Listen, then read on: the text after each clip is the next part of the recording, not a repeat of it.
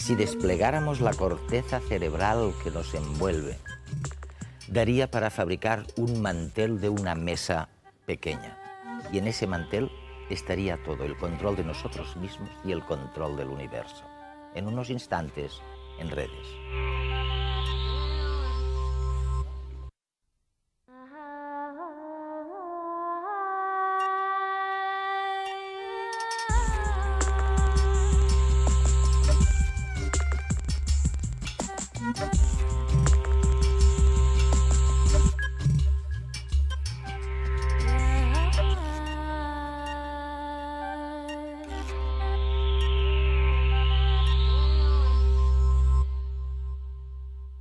Si desplegáramos la corteza del cerebro de una rata, daría para un sello de correos.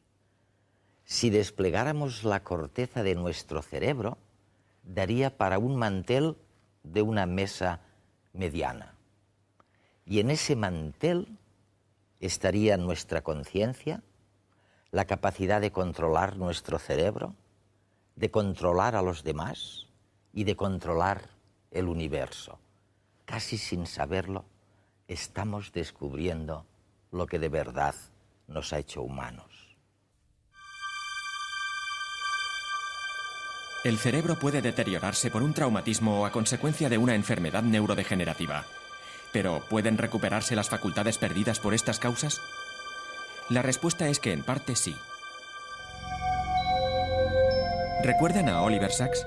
En Despertares o en El hombre que confundió a su mujer con un sombrero, Sacks nos mostró cómo el cerebro es capaz de recuperarse. La clave de este proceso es la plasticidad cerebral. Gracias a ella, nuestro cerebro se reorganiza, adaptándose a nuevas situaciones. Un circuito dañado no puede repararse como lo haría un golpe o un arañazo en la piel. Nuestras neuronas, cuando somos adultos, han perdido en gran medida la capacidad de dividirse. La estrategia del cerebro es entonces brillante. Busca otras neuronas con las que suplir las funciones de la zona dañada. Y viceversa. Tras perder una mano, la parte del córtex dedicada a su control queda sin función. Entonces nada se desaprovecha. Poco a poco las zonas de alrededor van invadiéndola, aprovechando los recursos disponibles.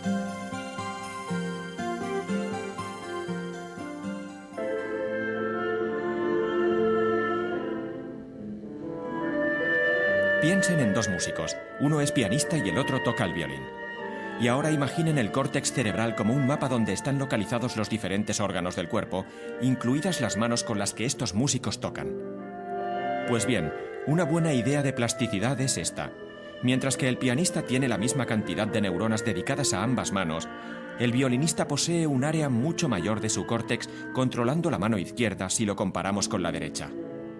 Aunque cuando nacieron ambos tenían aproximadamente el mismo número para derecha e izquierda, la práctica y la plasticidad han modificado el cerebro.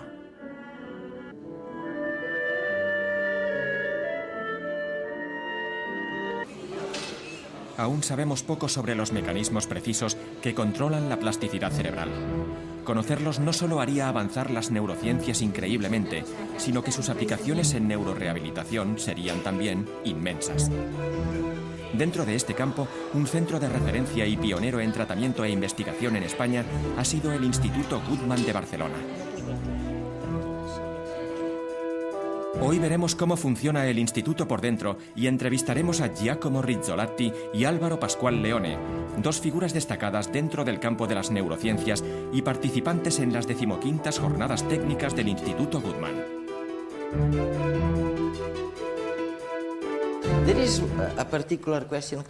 Hay una pregunta específica que quisiera plantearos a los dos para empezar a reflexionar sobre estos temas. Hay cosas, ¿sabes?, en el cerebro que resultan inquietantes. Inquietantes porque son difíciles de entender. En primer lugar, me refiero a las ilusiones, los espejismos. De repente una noche salgo al balcón y veo la luna. Oye, la luna en el horizonte, y parece tan grande, casi tan grande como la propia Tierra. Ya sé que no ha cambiado de tamaño la luna, que la distancia es la misma, que su tamaño permanece igual, así que el cerebro obviamente me está engañando, me dice algo que no es cierto. Y hay 1 millón de ilusiones así, ¿verdad? Creo que por lo general se piensa en el cerebro como un recipiente que obtiene cierta información y la dota de sentido, la procesa después. Pero me parece que esto es fundamentalmente erróneo. Simplemente no funciona así. Creo que básicamente lo que hace el cerebro es generar una expectativa. Ajá. Realiza una predicción sobre lo que debe esperar. Ahora, por ejemplo, me has formulado una pregunta esperando una respuesta. Tal vez no sepas exactamente qué diré, pero tienes ciertas expectativas sobre lo que diré y cómo lo diré, etc. Si surge algo totalmente aparte y distinto a lo esperado, se produce un conflicto entre tú, es decir, entre lo que esperas y lo que obtienes. Creo que nuestro cerebro está codificado para generar expectativas y detectar lo inesperado. Así que, en último término, las ilusiones no son más que un momento de desequilibrio inesperado entre lo que esperamos que suceda y la realidad que se nos presenta. Exacto. Podemos hablar más sobre ello, pero sí. Creo que es una manera distinta de pensar sobre la percepción, al final. Puesto que la percepción, si la analizamos así, fundamentalmente no puede separarse de la acción. No se puede pensar en captar el mundo, percibir el mundo, sin aceptar que el objetivo de dicha capacidad es poder actuar sobre el mundo. Y si esto es así, si nos preparamos para actuar, en tal caso establecemos una expectativa de la percepción antes incluso de recibir ninguna señal. Está claro, así que al parecer todo esto es posible cuando ver y hacer resultan casi lo mismo para el cerebro. Pero, ¿hay alguna diferencia entre ver e imaginar? Sí. ¿Sí? ¿No crees? De hecho, hace poco hicimos un estudio. Una persona de mi laboratorio lo hizo, Amir Ahmedi. Veamos, si lo piensas, la diferencia está en uno mismo, ¿no? Es decir, yo sé que te estoy viendo y te puedo imaginar ahí. Es algo muy distinto para mí. Sé que es algo muy distinto. De hecho, si no supiera que es algo diferente, dirías que estoy enfermo, que padezco algún tipo de alucinación, que necesito un psiquiatra. Como sé que es distinto, tiene que haber una diferencia en el cerebro. Y lo que creo que cabe destacar es que durante mucho tiempo la neurociencia ha recalcado el hecho de que muchas estructuras neuronales, muchos de los sistemas cerebrales que nos permiten ver, se activan de un modo muy parecido al imaginar. Eso es. Es lo que decías, pero si es tan parecido, ¿por qué lo sentimos como algo totalmente distinto? A ver, la pregunta es, ¿qué más sucede en el cerebro que hace que sea tan distinto? Y lo que Amir Ahmedi afirma en el estudio que ha llevado a cabo en mi laboratorio es que lo que sucede cuando imaginamos es que además de activar el sistema visual se desactiva la entrada de datos auditivos, somatosensoriales y visuales del ojo. Se inhiben estas otras áreas activamente. Si no las inhibes, en eso consiste ver.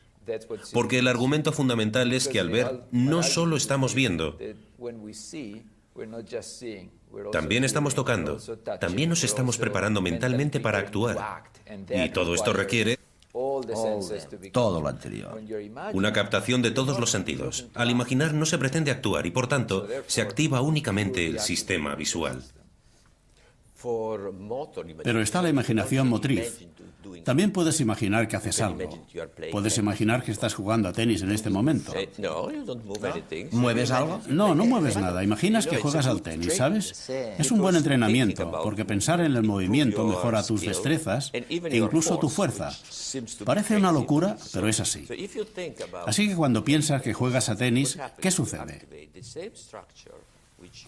Activas la misma estructura que normalmente utilizas para jugar a tenis, pero además activas lo que llamamos pre-SMA, un área que conecta el lóbulo frontal y el sistema motor. Y de algún modo, la idea general de jugar a tenis se transmite por esta vía al circuito que controla los brazos. Y se produce la activación del plan de movimiento, salvo en el último paso. Este se detiene, se inhibe. Se inhibe. El último paso se inhibe, justo cuando la acción pasa al movimiento. Pero, ¿sabes? Los entrenadores lo saben bien. Por eso dicen, antes de hacer algo, piensa en ello. Por ejemplo, en el salto de altura. Piensan en ello y lo practican. Eso ayuda mucho. Es increíble. Los esquiadores también. La gran mayoría. Y los pianistas. Se hizo un estudio hace unos años que demostró que, de hecho, lo que sucede en la corteza motora es exactamente igual. El cambio de la corteza motora es el mismo, tanto si uno practica físicamente como mentalmente. Cajal lo sabía. Hay una cita muy famosa de Cajal que dice que si uno quiere adquirir varias destrezas, y cita a los pianistas como ejemplo, pero también otras habilidades, hay que saber, es necesario suponer, que serán necesarios muchos años de práctica física y mental. Alude específicamente a la práctica mental. Los niños aprenden observando a los adultos y a los otros niños. Aun sin comprender totalmente el significado, de pequeños copiamos los movimientos y acciones de los que nos rodean. Esta imitación es esencial para dominar las habilidades sociales básicas y para transmitir conocimiento e información. Por lo tanto, no es de extrañar que exista una explicación neurológica a este tipo de comportamiento. Se ha demostrado que en una región del cerebro habitan unas células que son las causantes de que los humanos tendamos a imitar a los que nos rodean. Son las neuronas espejo. Su descubrimiento se produjo al experimentar con el cerebro de monos. Se vio que ciertas neuronas que controlan el movimiento gestual se activaban cuando el animal debía realizar una determinada acción, ya fuese con la mano o con la boca. Lo sorprendente fue constatar que las mismas neuronas se activaban también cuando el animal veía realizar a otro la misma acción, es decir, el mono era capaz de simular mentalmente los movimientos de su compañero. Pero estas neuronas, además de reconocer las acciones de los demás, también las interpretan. Así, nos permiten deducir las intenciones de los otros. Este es un factor clave para entender varias cosas. ¿Por qué la risa o el llanto son tan contagiosos? Las neuronas espejo esconden la respuesta. Ellas son las responsables de que cuando vemos a alguien emocionarse, nosotros mismos sintamos literalmente esa misma emoción. Nos permiten leer la mente del otro e identificarnos con él.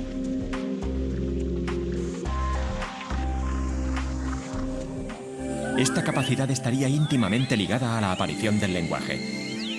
En los humanos, las neuronas espejo se encuentran en el área de Broca, la zona cerebral responsable del habla. Probablemente la habilidad para imitar gestos y acciones dotaron al emisor y al receptor de un código común que propició un sutil diálogo gestual y que más tarde se convertiría en comunicación verbal. Pero su importancia no se limita únicamente al surgimiento del lenguaje. Todo apunta a que estas neuronas fueron vitales en el Big Bang de la evolución humana. Si tenemos en cuenta que el cerebro humano alcanzó su actual tamaño hace unos 250.000 años, resulta extraño que rasgos típicamente humanos, como el arte o la música, no se desarrollasen hasta hace tan solo 40.000.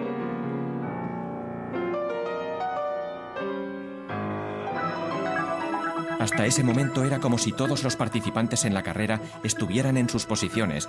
Solo faltaba el pistoletazo de salida y las neuronas espejo fueron el disparo que todos esperaban escuchar. Con su aparición, se produjo el cambio estructural que necesitaba el cerebro para alcanzar su actual capacidad intelectual.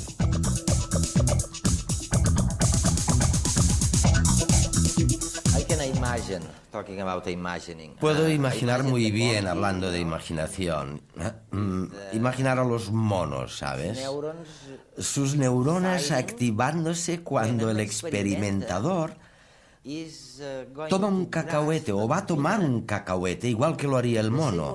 Él ve al experimentador con el cacahuete y sus neuronas se activan exactamente del mismo modo que si fuera él mismo el que tomara el cacahuete. Increíble.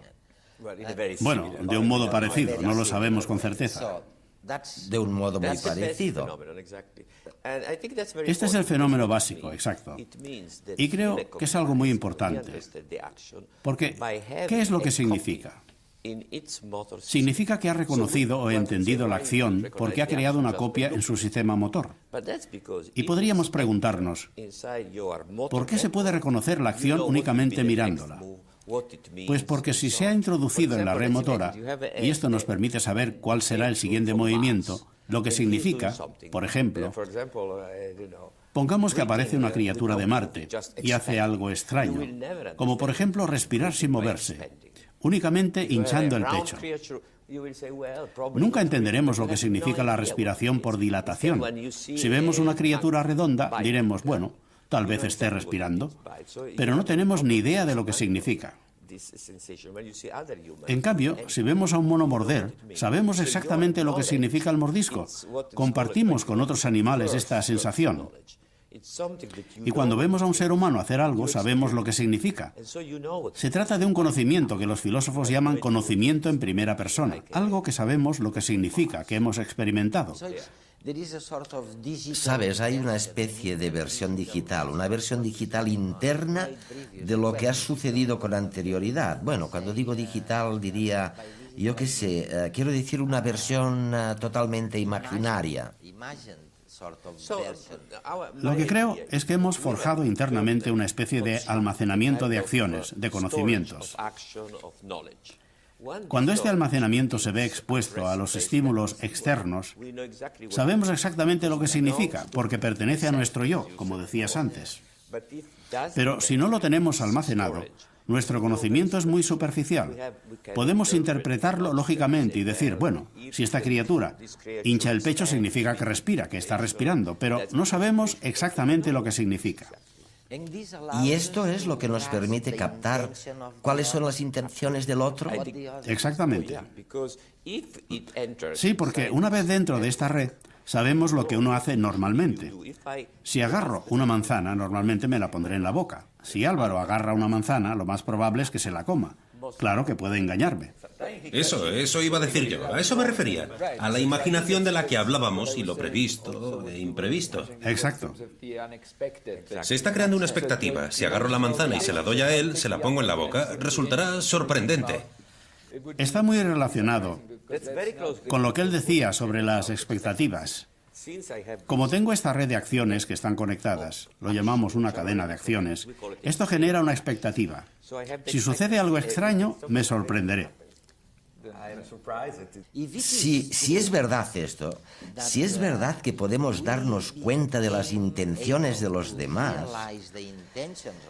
si estamos realmente programados para comprender los motivos por los que alguien se comporta como se comporta, ¿por qué no nos llevamos mejor entre nosotros, no?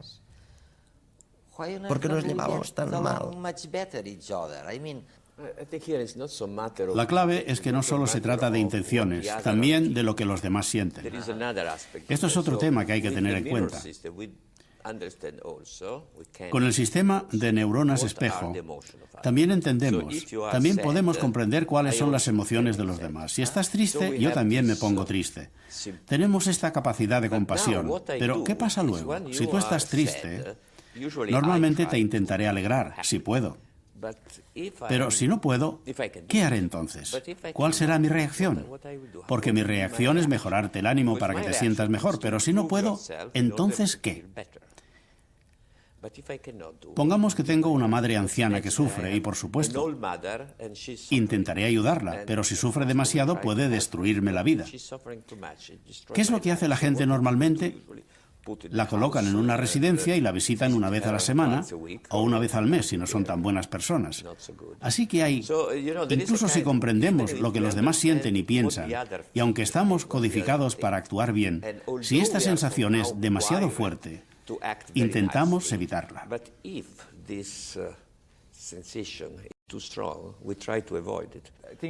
Pero creo que tener este mecanismo es un arma de doble filo, porque conocer las intenciones del otro te prepara en cierto modo para sorprender sus expectativas de la realidad.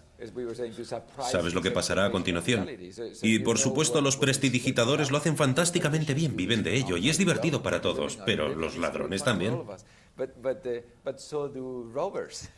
Lo que Álvaro dice es muy importante, porque probablemente a efectos evolutivos nuestra capacidad de conocer la intención de los demás no se creó por motivos positivos, sino para poder engañar a la gente.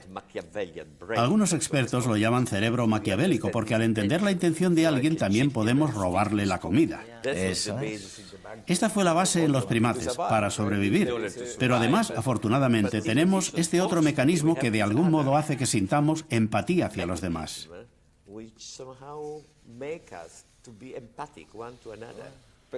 Pero lo más importante, y creo que es lo que decías, Giacomo, es la parte del hacer. Sí, lo que hará el otro. Esto requiere acción. Sitúa la acción en el centro y hace que debamos dejar de pensar en el cerebro como un modo de entender lo que nos rodea únicamente, puesto que el cerebro se convierte en un órgano desarrollado para hacer algo, para actuar. Cuando se produce una lesión de la médula espinal, hay una interrupción total o parcial de funciones. La alteración de los esfínteres es una de las que tienen más repercusión social y en cuanto a salud y calidad de vida. Para tratar todo este tipo de desórdenes, nosotros disponemos de una serie de técnicas, de maniobras, pero si a pesar de haber practicado correctamente este tipo de maniobras, haber añadido la farmacología, los fármacos que en cada fase se pueden administrar, a pesar de todo, no logramos controlar, por ejemplo, la incontinencia, ahí es donde podemos emplear todas las técnicas que constituyen el grupo de las neuroprótesis. Consideremos la orden vejiga llena. La vejiga emite esta orden, estoy llena, a la médula espinal. Esta es la que llegaría al cerebro y es el cerebro que tiene toda la información, es la que recibe información de los ojos, de los oídos, el que sabe dónde nos encontramos, el que va a decidir si es o no es el momento en el que esta vejiga se pueda o no vaciar.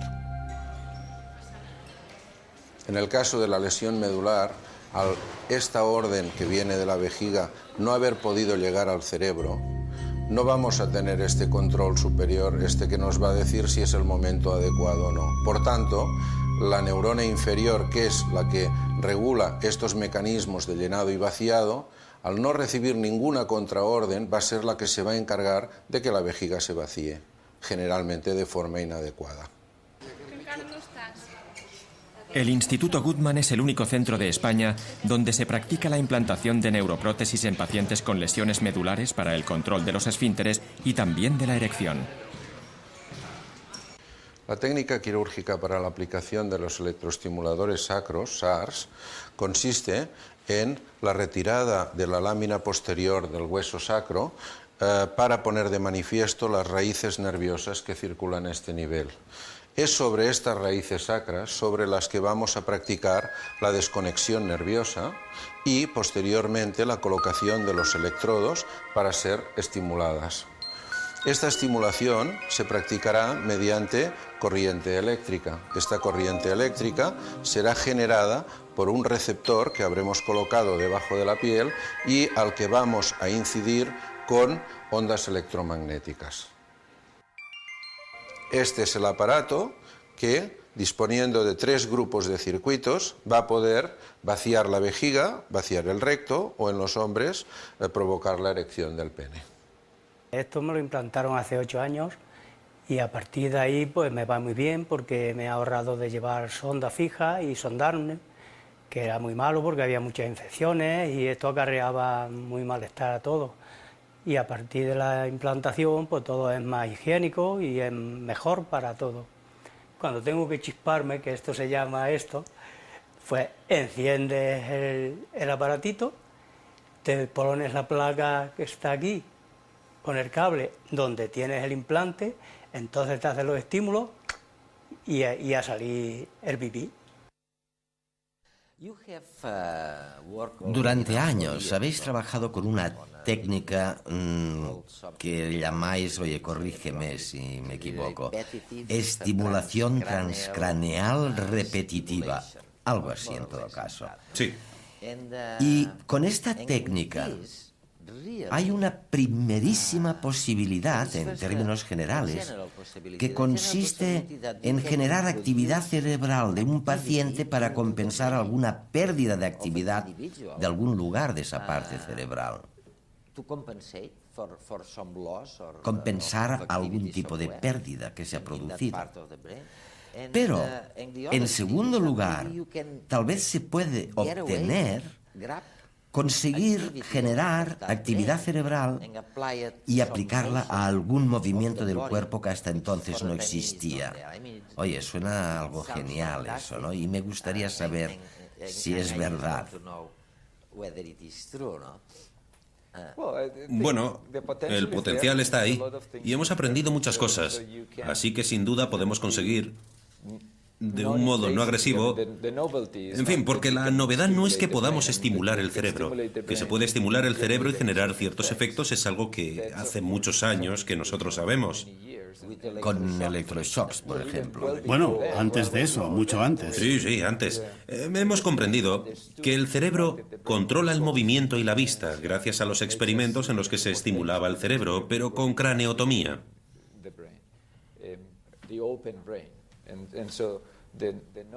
Así que la novedad es que se pueden inducir corrientes de un modo relativamente similar y controlado, sin abrir el cráneo. Y esto te permite hacerlo en pacientes sanos, de un modo seguro, y entender cómo se organiza el cerebro. Y también te permite hacerlo reiteradamente para intentar modificar la actividad cerebral. Y hacerlo nos permite modificar el comportamiento. Podemos conocer el comportamiento, crear una especie de lesión virtual y entender de qué modo contribuye esta parte del cerebro al comportamiento, e incluso abordar áreas que pueden contener células espejo.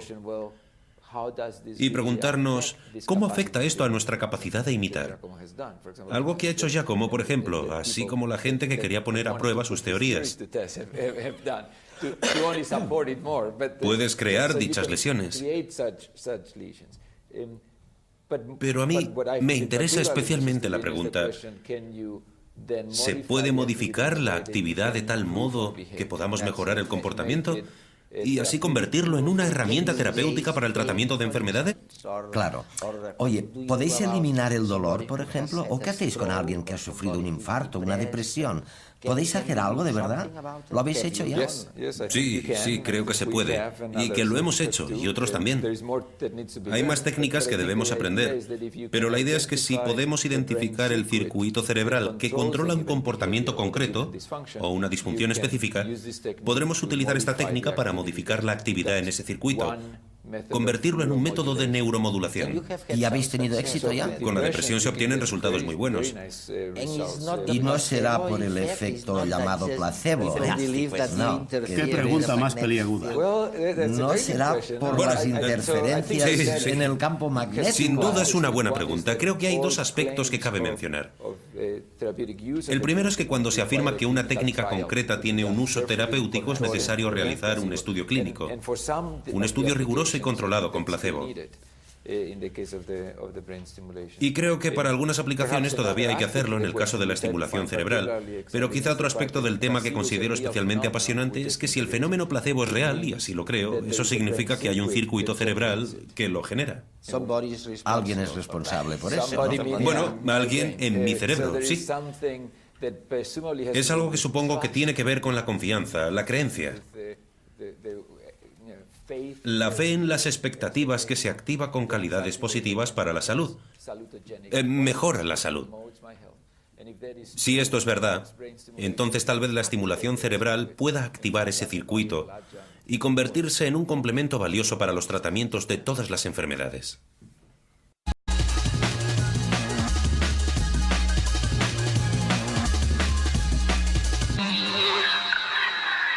El cerebro es más plástico de lo que se pensaba. Cada vez lo demuestran más estudios. Uno de los últimos demuestra que las conexiones entre neuronas no terminan en la juventud, sino que ocurren durante toda la vida.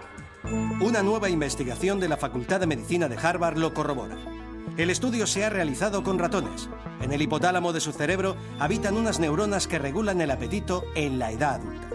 Los investigadores se las extirparon cuando nacieron. Sin embargo, estos ratones no tuvieron problemas con su apetito ni con su peso corporal. La razón es que se activó un mecanismo de compensación que provocó la producción de nuevas células que reemplazaron a las que les habían sido extirpadas. Aunque estas investigaciones se realicen en roedores, nos permiten entender mejor algunas enfermedades relacionadas con los trastornos alimentarios, como la anorexia. Cuanto más sepamos, más fácil será encontrar un tratamiento en el futuro. El parásito de la malaria se contagia a través de la picadura de un mosquito. Reside en el cuerpo del insecto hasta que éste nos lo pasa al picarnos.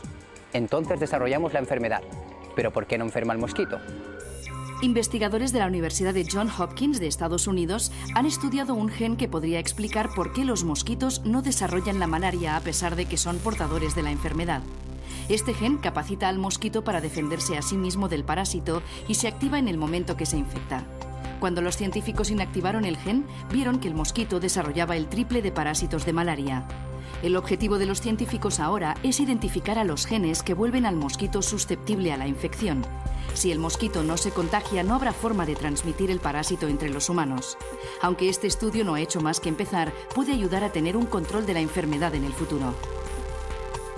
¿Se imaginan un organismo capaz de purificar las aguas subterráneas contaminadas?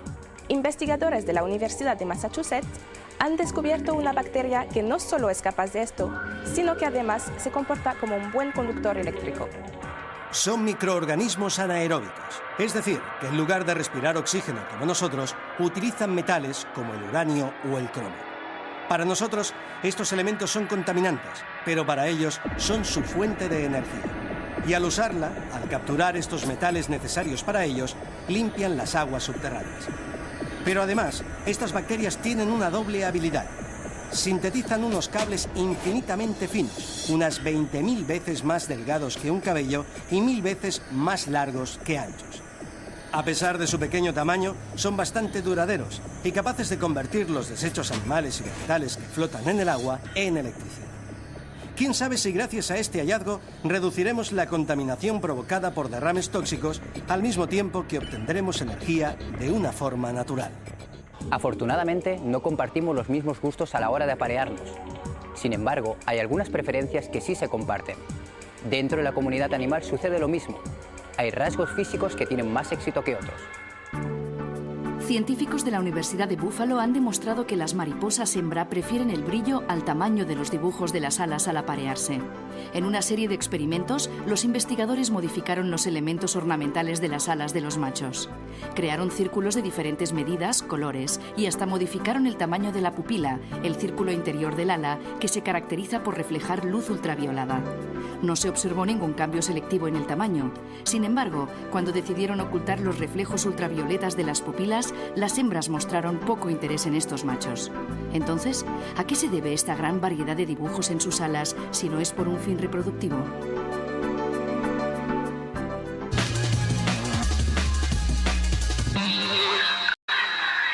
Bienvenidos a esta segunda parte de Redes. Bienvenidos a, nuestros telespectadores en España y por el canal internacional de televisión española en el resto del mundo. Hoy es fascinante el tema. Es, ya lo ven, sobre las nuevas percepciones del cerebro y del sistema nervioso. ¿Qué es lo que nos hace humanos? O sea, ¿qué es lo que nos diferencia realmente de un reptil? En términos cerebrales, digo, ¿no?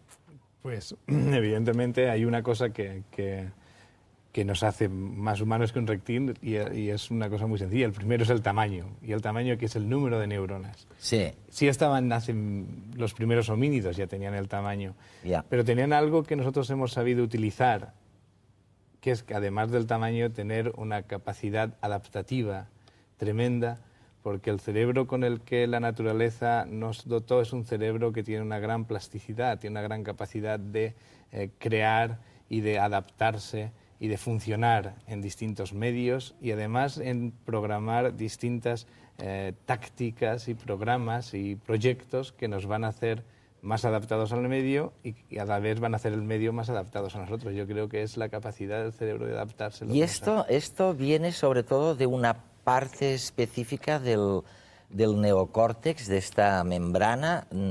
Quiero decir, lo que permite a la gente planificar, controlar, el saber dónde están, de dónde vienen, a dónde van, todo eso. Claro. Eso, ¿quién es el responsable de eso? Eso es la capacidad predictiva del cerebro.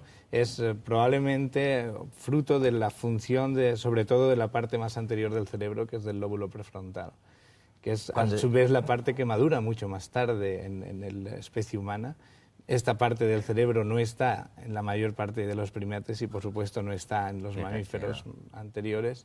Está solo en los humanos. De hecho, es la parte del cerebro que madura más tarde, desde el punto de vista en que se establecen las conexiones neuronales definitivas y aparece el fenómeno de mielinización, que es el estado funcional ideal. Y eso pues ocurre en la adolescencia tardía, es decir, los adolescentes tienen un pequeño problema de predicción porque la parte de su cerebro que tiene que ayudarles a hacer esas tareas está inmadura. Eva, ¿lo has oído eso? Lo ha oído nuestra audiencia. Y la cantidad de jóvenes que van a 200 por hora con la moto, ¿no? Oye, nos estáis enseñando cosas que nos sirven o debieran servirnos para la vida cotidiana, ¿no? Con estas nuevas concepciones del cerebro. Josep, hay una cosa, una manera de entender por qué somos humanos puede ser el estudio del sistema nervioso, cuando funciona bien y todo. Pero luego, gente como tú me decís, oye, estamos aprendiendo cantidad de cosas, analizando las anomalías del cerebro y del sistema nervioso, cuando no funciona. Y dame algún ejemplo de esto, ¿no? El mejor ejemplo es el de la distonía, es decir, el trastorno de un control motor. Por ejemplo, cuando uno quiere efectuar algunos movimientos muy finos que requieren unas habilidades manuales importantes, en ocasiones el desarrollo de estas habilidades no es del todo fino, no es del todo adecuado y se pueden producir trastornos conocidos como distonía, que esto es una enfermedad quizá humana en la mayor parte de los Dime un ejemplo de distonía. Casos. Existen distonías de varios tipos, obviamente hay también grados diferentes de enfermedad. Por ejemplo, hay distonías en niños que son bastante complejas y que condicionan un trastorno motor generalizado en el organismo. Y hay distonías focales en los adultos que pueden estar específicamente en determinadas tareas. Por ejemplo, los escritores o escribientes, cuando escriben a mano, pueden tener trastornos del control motor en la mano. Esto se conoce como la rampa o el calambre del escribiente. Y un paso más también es en los músicos, en personas que desarrollan habilidades, ya digo, muy finas con los dedos de las manos para tocar determinados instrumentos, también pueden tener este tipo de problema que se conoce como distonía del músico en estos casos. Eso sería un ejemplo de plasticidad que juega en nuestra contra, ¿no? Exacto. Tal como decía el doctor Martínez antes, el proceso de aprendizaje que tenemos en el cerebro es el de interconectar entre sí determinadas áreas y a medida que uno va aprendiendo está realmente haciendo un camino que hasta entonces no conocía muy bien y lo está desarrollando, está haciendo peldaño tras peldaño unas conexiones en su sistema nervioso en general para llevarle a ejecutar estos movimientos precisos. Pero obviamente es tan complejo el tema, la tarea a hacer, que muchas veces existen errores, desviaciones de este camino. Y esto sería que cuando uno está practicando de nuevo esta tarea puede caer en un error y a base de caer en este error se está haciendo una plasticidad errónea, una plasticidad y en lugar de utilizar un encaminada. dedo utilizan dos dedos, a lo mejor en ocasiones para tocar el la o... En ocasiones puede ocurrir, es decir, no existe el control inhibitorio de uno de los dedos. Cuando hay demasiadas conexiones neuronales, ¿está de alguna forma relacionado con el dolor? Sí, el dolor es una interpretación de una sensación como desagradable, es decir, que uno interpreta que algo es desagradable al llegar los impulsos al cerebro.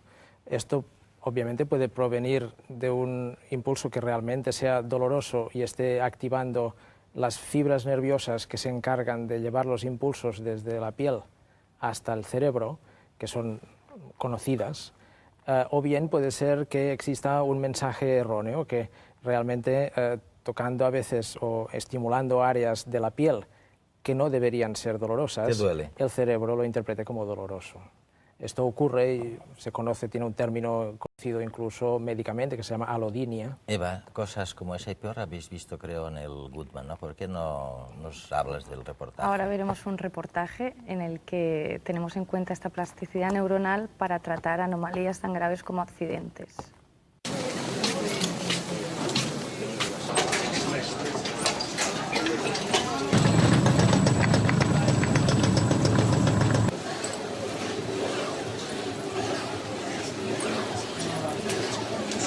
El Instituto Goodman es un hospital de neurorehabilitación que se inauguró hace ahora 40 años, que se dedica al tratamiento y rehabilitación integral de las personas que han sufrido una lesión medular o un daño cerebral adquirido traumático. Una lesión medular es la interrupción de la médula, de las vías nerviosas que vienen del cerebro al resto de la parte del cuerpo. Entonces se produce una interrupción que provocará una serie de alteraciones a nivel de parálisis motora y alteraciones de la sensibilidad. Según el nivel donde se produzca, tendremos lesiones cervicales o tetraplegias, que se produce la parálisis de las 4 extremidades, o lesiones de las extremidades inferiores llamada paraplegia. Cuando se produce una lesión del sistema nervioso central, y en especial de la médula espinal, se produce toda una serie de fenómenos de adaptación llamada neuroplasticidad, esta capacidad del sistema nervioso de adaptarse a esta nueva situación de lesión y que en muchos casos es motivo de reconexiones y de recuperación de ciertos órganos que se han visto afectados tras una lesión de este tipo.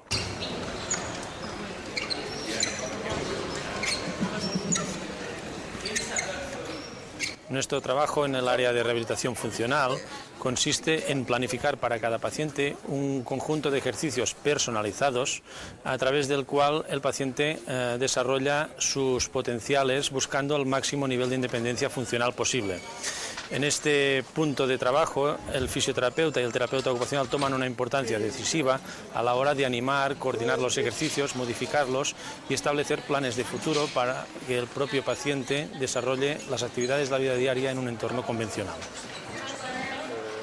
Con la ayuda del fisioterapeuta, los pacientes adquieren mayor independencia funcional. Aunque no se pueden regenerar las fibras nerviosas afectadas, sí que es posible reestructurar las fibras intactas y así recuperar algunas funciones dañadas. Cuanto antes empieza la rehabilitación después de la lesión, mejores resultados se obtienen. Uno de los sistemas de rehabilitación intensiva de la marcha es lo que conocemos como el sistema de entrenamiento con soporte parcial del peso corporal.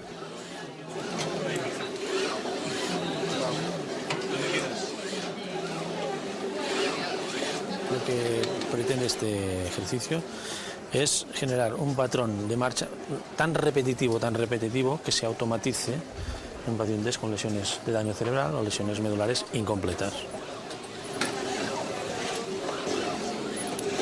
Diversos estudios señalan la posible existencia de un centro generador de la marcha en la médula espinal. Máquinas como esta, el Locomat, pretenden reactivar este centro nervioso para recuperar los movimientos coordinados de las extremidades mientras caminamos.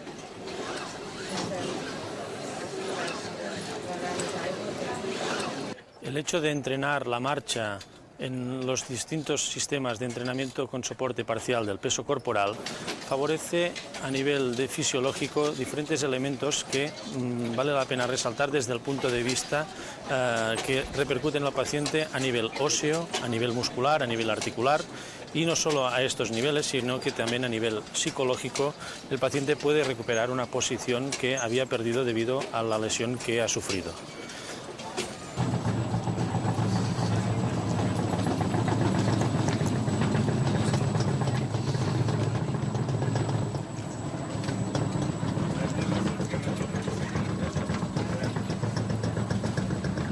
Algunas de las máquinas de este centro son las mismas que las que usan deportistas de élite para entrenar. Esta, por ejemplo, originalmente fue diseñada para mejorar el equilibrio y la musculatura de los esquiadores profesionales. Bueno, yo debido a una caída en el moto de cross, pues me rompí la espalda, tengo una lesión medular a la altura de 12 y gracias a esta máquina, pues como no tengo glúteo, me está ayudando a fortalecer el cuádriceps y a adquirir equilibrio para yo poder, como estoy reempezando a la marcha, pues poder coger el equilibrio necesario para poder andar en muletas. Es en el proceso en el que estoy y bueno, gracias a esta máquina pues me está fortaleciendo mucho lo que es el cuádriceps y el equilibrio, como veis, me puedo incluso empezar a soltar y esto me está ayudando muchísimo. La aplicación de terapias intensivas, terapias repetitivas, pueden ayudar a que estos fenómenos espontáneos de neuroplasticidad, de recuperación motora tras una lesión, puedan ser mucho más eficaces y conseguir mejores resultados mucho más precozmente e incluso mejores resultados funcionales al final de un tratamiento de este tipo. Acabamos de ver cómo las terapias de rehabilitación nos ayudan con la plasticidad neuronal a corregir de alguna forma daños neuronales debido a accidentes, pero las células madre también tienen mucho que ver. Sí, claro. Primero hay dos procesos que son importantes al acercarse al conocimiento de las células madre del sistema nervioso.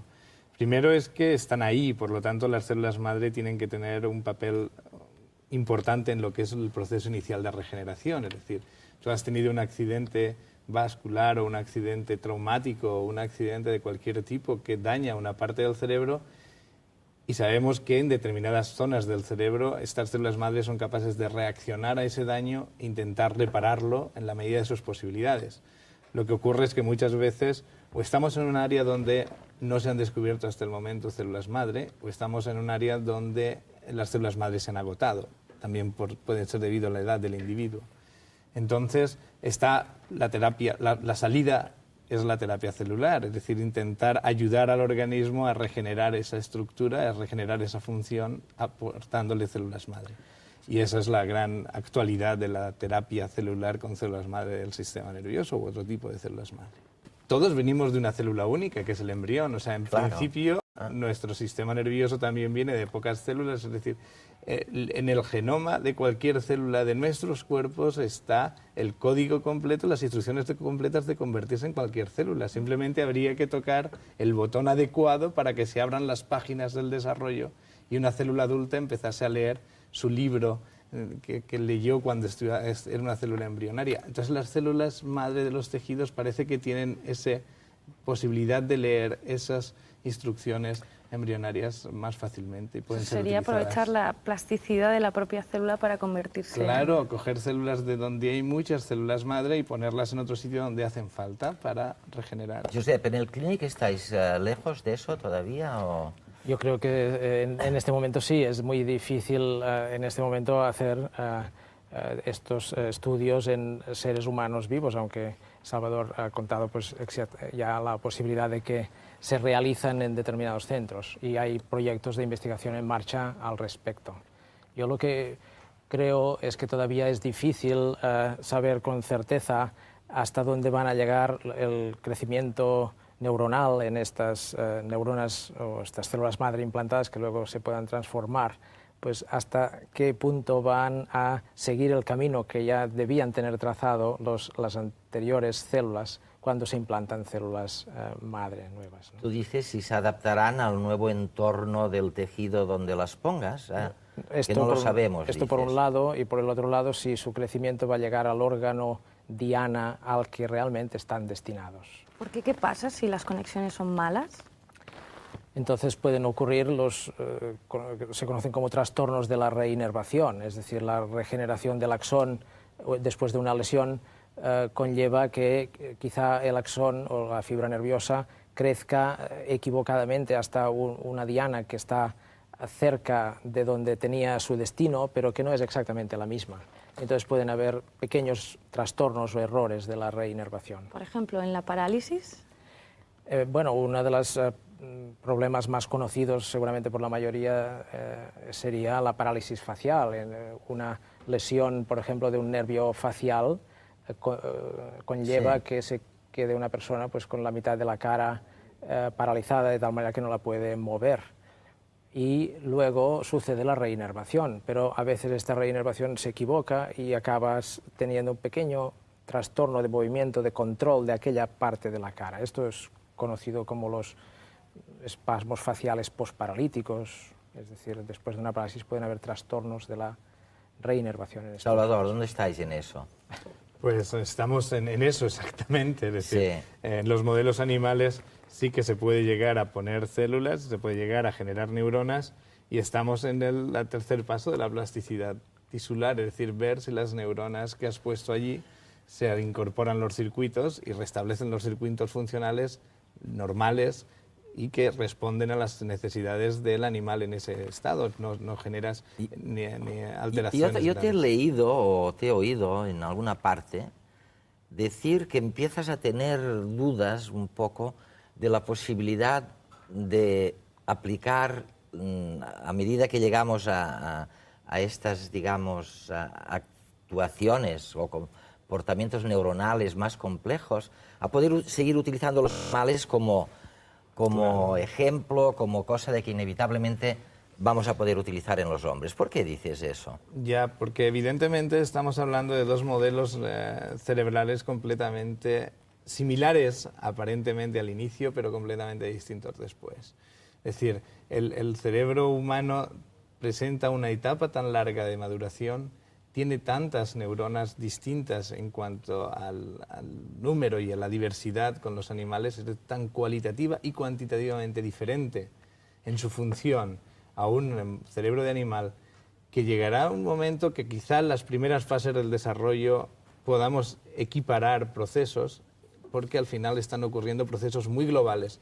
Ahora, que podamos en un momento decir que la función cerebral en un ratón de laboratorio o en un determinado modelo animal pueda ser lo mismo que está ocurriendo en un cerebro humano cuando hace una predicción o siente un estímulo artístico, creo que ahí estamos ante una barrera que nunca podremos solventar y tendremos que ir necesariamente en esos estudios funcionales al cerebro humano, y estoy un poco pensando que probablemente para algunos modelos terapéuticos tendremos que dar el salto un poco diciendo que no tenemos modelos animales en los que reparar la capacidad predictiva de un individuo, por ejemplo.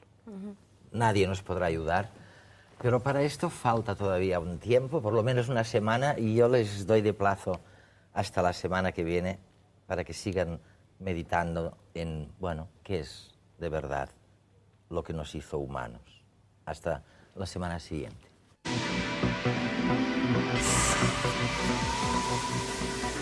Esta temporada, el concurso La Cuestión de Redes os propone un viaje al futuro. ¿Te atreves a imaginar cómo será el mundo en el año 2105? Nanorobots que se replican, actualizaciones de nuestro software genético, cambio climático. ¿Cómo afectarán a nuestra vida cotidiana, a nuestra manera de relacionarnos?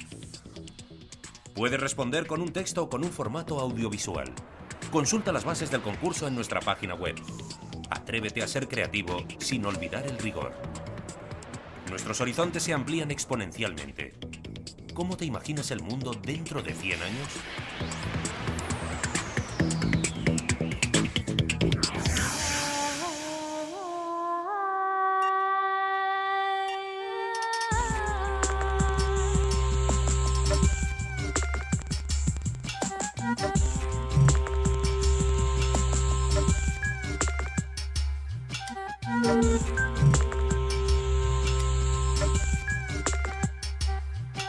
Thank you.